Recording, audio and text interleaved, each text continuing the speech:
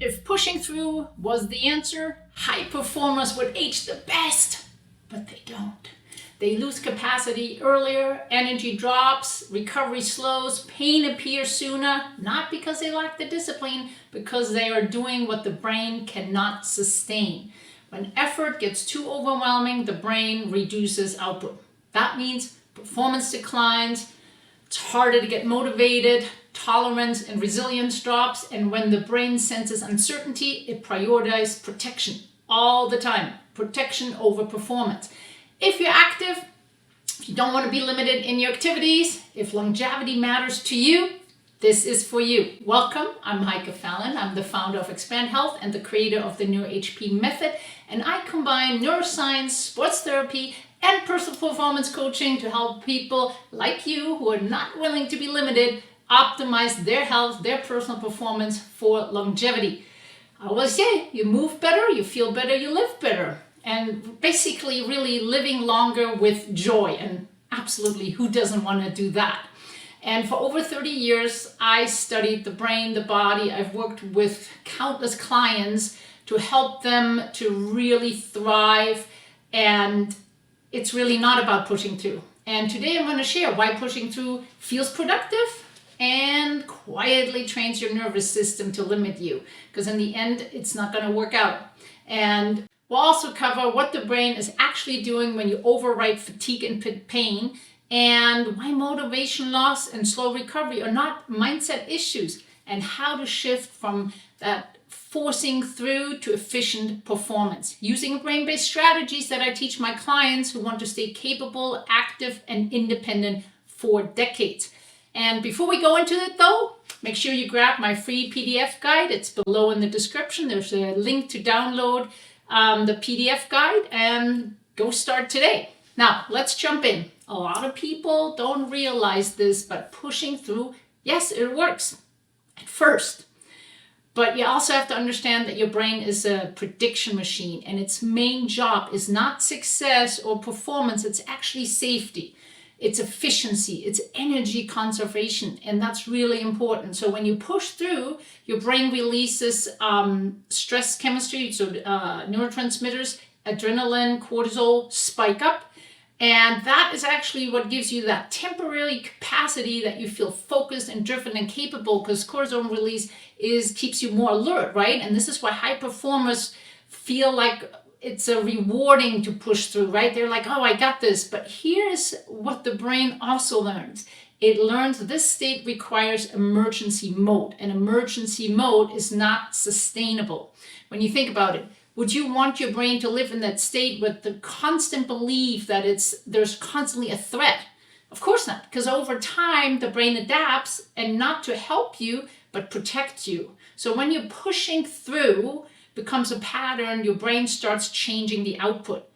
And not because it's failing, but because adaptation is happening. Pain sensitivity increases without any damage there, right? Fatigue arrives sooner. You're going to feel much more slightly fatigued, and recovery slows down. Why? Because the brain is reducing exposure to perceived threat. And this is really important because pain is not just tissue damage. Pain is a decision and protective output based on predictions. And if the brain predicts that movement, effort, stress will cost way too much, particularly energy, it creates resistance. And that resistance looks like, stiffness, aches and pain, loss of motivation, loss of power, right? If you feel like you always have that energy and you can do stuff, maybe not. And not because you can, but because your brain says, not worth it, not worth the cost.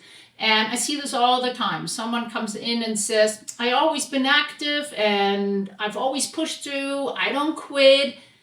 And now they're frustrated because their body isn't cooperating anymore.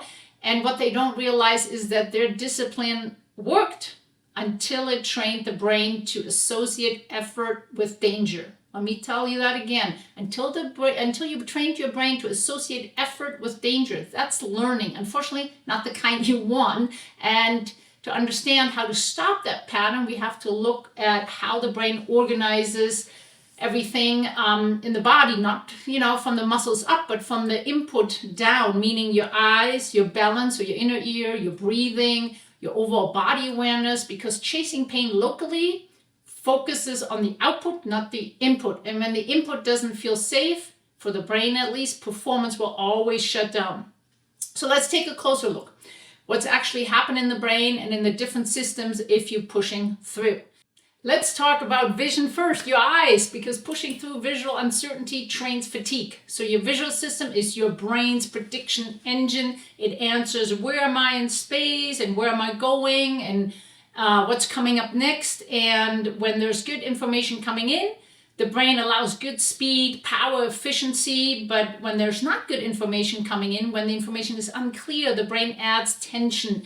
And here's the problem. If high performers push through anyways, they override that blurry or lack of quality input, and and it really trains the brain to say, okay, this is how things are with not as good lighting, for example, or screens. And it learns to constantly, when there's screens, then to be tight, and you actually train your brain to predict that because it's been feeling a threat. And again, when I'm talking vision, I'm not talking about just clarity vision, so if you have glasses or not, but it's also about how well your eyes are moving and what they can do in different directions and so much more. Let's do a quick exercise here that is fantastic to actually give your eyes a rest. So it's not always to train harder and more, it's sometimes also to inhibit information coming in, and that can be good for the brain. So find a spot and stand with your feet hip width apart. You might cover or you might sit, depending on, because if you're not feeling good, definitely make sure you sit down. And just kind of check in right now and feel how you feel right now, if you're tense in your neck or, in general, how tight you feel. So take a second and do that and make sure you feel really grounded now. Then you're going to form kind of like a cup with each hand, and you're going to cover them. This is called palming. So you're going to cover your eyes. You make it really dark. And make sure you relax your shoulders. Do not raise your shoulders. Shoulders are relaxed. Tall spine. So let it be really, really dark in there. So inhale through your nose. Make it a long exhale through your mouth. If you can, really utilize your diaphragm to inhale. And exhale. Keep it nice and dark.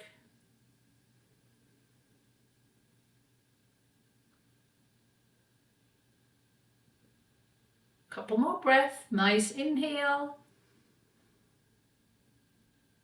And exhale.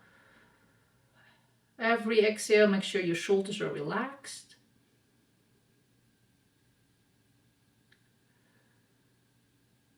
Good. Slowly open your eyes and check in again, and pay attention to how tight you are now around the neck, or how calm your nervous system feels right now. So this is a fantastic exercise to give your eyes a visual break, particularly, like I said, on the sitting at the computer, or if you have a lot of overhead lighting that is more the fluorescent lighting. So this can be really, really quick, 1 to 2 minute break to really give the brain that it may need actually less light coming in. Let's move on to the vestibular system. The vestibular system is your brain's orientation system. It tells your brain how fast and how far it's safe to move. And it's basically your inner ear, and it really knows where we are in space. When the vestibular input is, again, very good quality and quantity of information, the nervous system stays calm. When it's lacking input, the nervous system usually shifts to protection. And here's what happens when you push through. You move faster than your balance system can process the information, and that suppresses dizziness. You ignore instability, and your brain learns motion equals risk, so it limits motion. Range of motion decreases. Confidence oftentimes drops. Your tolerance actually narrows, and you're more prone to injury. This is really important because pushing through balance loss teaches the brain to reduce overall movement, and that directly limits long-term capacity. So let's do a vestibular drill or exercise, and Stand again, feet hip width apart, or again, sit down. If you know that you have a more weaker balance system, definitely sit down. Find a focal point at head. I'm going to use my camera as a focal point. And all you're going to do is turn your head to the side while you keep your eyes on the front, on your target, and slowly back. Do that again. And back. One more time. Good. And the other side. Keeping the eyes on the target. Excellent. And that is your horizontal canals that you trained by just doing a clean rotation to the side. So that's a good starting one. So give that a try, or hopefully you followed along. Another component is body awareness. Body awareness tells your brain how much force, for example, is required. It's like internal information, right? Clear feedback means efficient output. So problem is when you're pushing through, it changes the whole equation, right? When movement feels off, high performers add tension, they brace, they grip harder, they override sensation, and the brain learns really tension equals control. And tension is also more energy used though, and over time movement feels just harder and heavier, recovery takes longer, and pain usually shows up. So like my pickleball players have an issue with the grip strength, for example. People think it's a strength issue, but it might be your visual, vestibular, or internal information not coming in its best way to the brain, and it's holding tighter in order to control. And then again, that causes usually injuries to show up. So pushing through isn't good. You want to have a good body awareness and know when to maybe having to adjust in this way. For better body awareness and better input from each joint, I do a neural warm-up, usually with my clients. I have an extra video for that.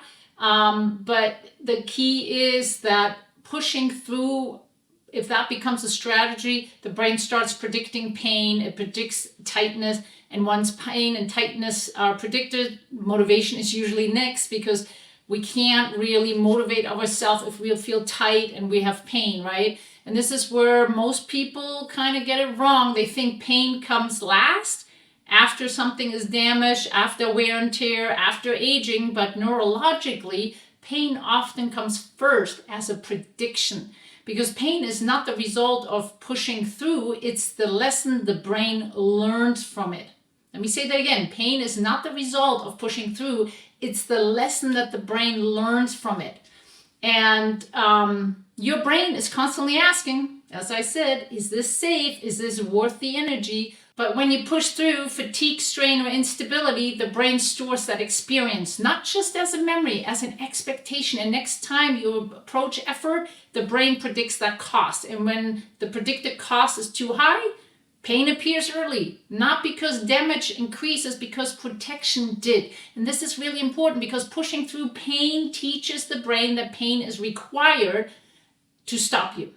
So that's why you might not get ever out of your pain if you're not listening to your body and you're not changing the input to the brain.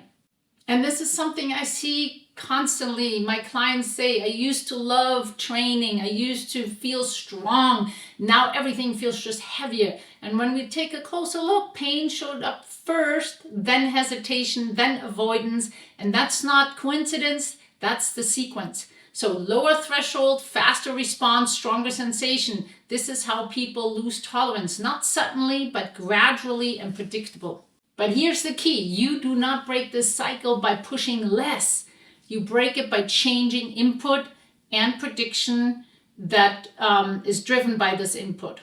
Now let's do another exercise that may help you interrupt pain prediction that has built up from pushing through and caused neck tension. So let's stand again, feet hip width apart. You may also be seated. What we're going to do is tall spine. First check our range of motion. See how we're doing? Good. Then you're going to rotate your head to the side. Put one finger up in front. Your eyes now switch to the finger, and then you turn your head. Okay, turn your head again. Rotate. Eyes to the finger. Rotate to the finger. Head rotates. Eyes to the finger. Rotate. Good. Let's try the other side. So you have it up. You rotate. Your eyes are first looking this way. eyes turn to the finger and rotate. Again, move your head, eyes to the finger, rotate. One more time, rotate your head, eyes to the fingers, rotate. Excellent. Give that a check on your neck. See if that helped. Now let's talk about pushing through and aging.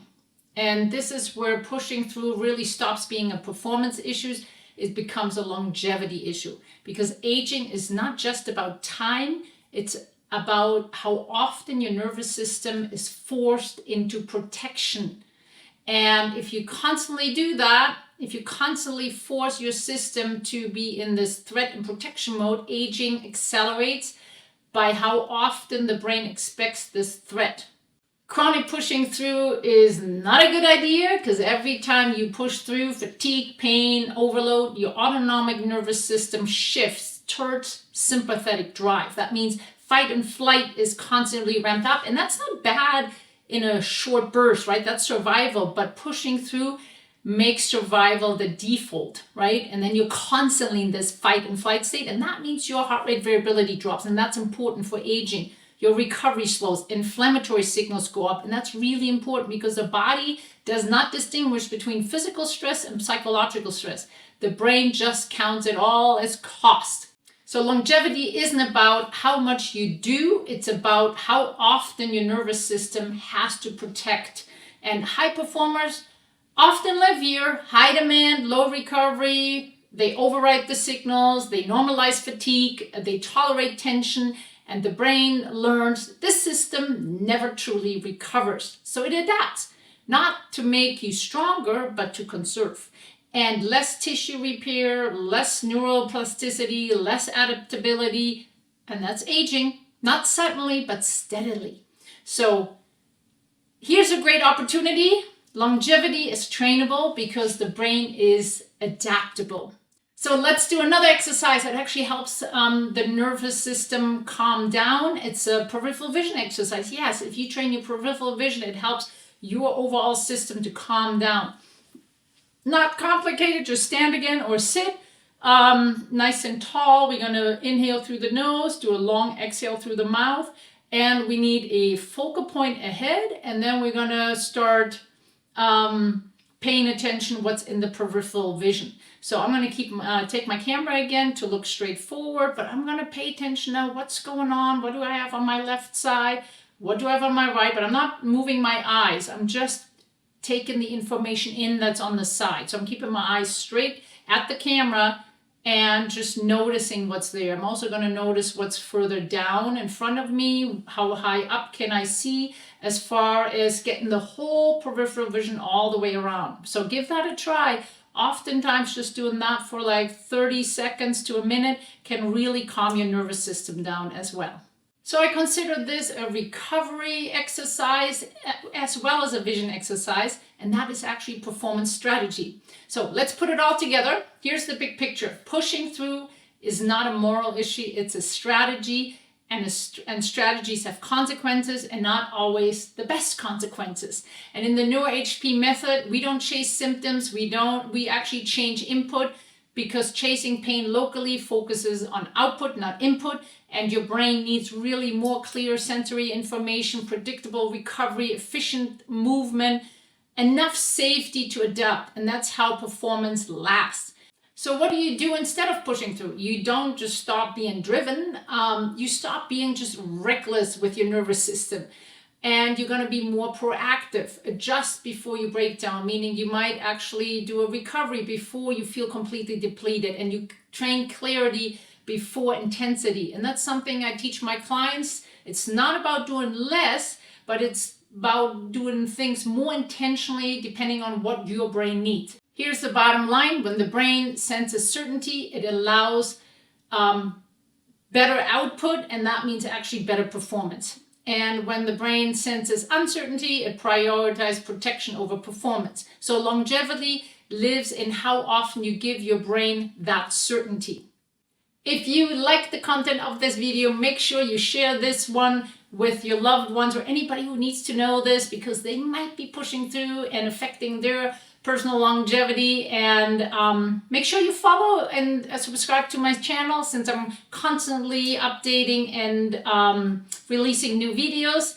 Thank you for staying till the end. I'll see you in the next episode.